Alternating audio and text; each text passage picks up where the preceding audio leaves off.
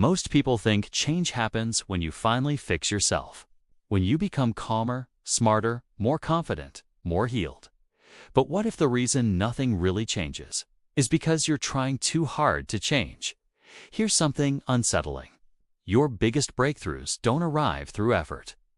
They arrive in moments when you stop doing altogether. There is a silent psychological shift that almost no one talks about. You don't learn it, you don't practice it, you notice it. And once you do, the way you experience anxiety, relationships, self-doubt, even loneliness, it rearranges itself. If you've ever felt like you understand yourself intellectually, but still react the same way emotionally. If you've ever wondered why insight doesn't equal freedom, stay with me. Because the strategy that changes everything isn't about control. It's about seeing. Most people live as if life is happening to them, as if peace will arrive when circumstances cooperate. When people behave differently, when the past finally stops echoing. But here's the uncomfortable truth psychology keeps circling back to. You don't experience reality directly. You experience it through your nervous system. Your expectations shape what you notice. Your fears decide what feels important. Your history quietly edits the present. So when someone doesn't reply, it doesn't just feel like silence. It feels like rejection. When someone leaves, it doesn't just feel like loss. It feels like proof. And instantly, without permission, a story forms. The mind is fast because it's protective. It labels, judges, predicts. Not to tell the truth, but to keep you safe. The problem is, most of us confuse that protection with reality. Real change doesn't begin when you replace negative thoughts with positive ones. It begins when you notice the thought as a thought. That tiny gap, the moment you see what's happening before reacting, is where everything starts to shift. Psychology calls this meta-awareness.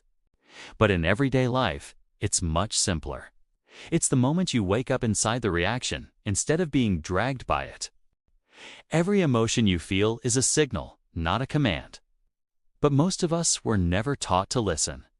We were taught to suppress, distract, explain, or fix. So anxiety becomes something to escape.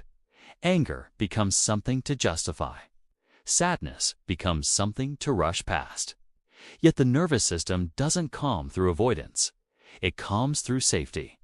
And safety doesn't come from control. It comes from presence. When you pause, instead of reacting, something subtle happens. You begin to separate experience from identity.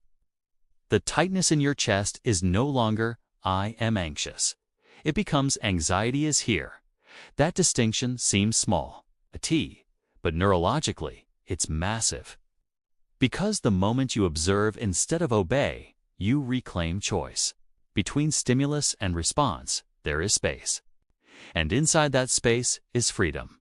Healing doesn't begin when you feel better. It begins when you stop turning feelings into verdicts about yourself. Anxiety isn't weakness. It's a body remembering danger. Guilt isn't truth. It's a survival strategy, trying to maintain belonging. Most of your personality isn't who you are. It's how you learn to stay safe. The performing, the shrinking, Vilver. The emotional armor, every time you notice yourself doing it without shame, you're standing at the edge of transformation. Awareness dissolves patterns not by force, but by understanding. What's fully seen no longer needs to repeat itself. As you practice watching, relationships change. Not because others improve, but because you stop projecting old meanings onto new moments. Work feels lighter. Not because outcomes change, but because your worth detaches from results. Even loneliness shifts. You begin to feel accompanied by your own attention. You realize something profound. Most suffering isn't caused by pain. It's caused by resisting pain. You don't fear sadness. You fear being swallowed by it. You don't fear anxiety. You fear what it means about you. But when feelings are allowed, they move. When resisted, they harden. And slowly, the body learns something new. That you can feel deeply without falling apart. At some point, awareness deepens again. You notice not just your thoughts, but the one who notices. And something inside you remains untouched. Still present, you begin to sense that you were never broken, only hypnotized by old interpretations. Even the identity of the aware one starts to soften. You see how the mind wants to claim progress, enlightenment, control. And gently, you let that go too. This is where surrender begins. Not giving up, but trusting. Trusting that life doesn't need your constant management. That peace isn't manufactured. It emerges when resistance ends. Emotions become weather. You remain the sky, and a quiet ease appears. Not happiness, not excitement. Just a sense of okayness that doesn't depend on circumstances. You start responding instead of reenacting. Listening instead of defending. Being instead of proving. And maybe that's what real change has always been.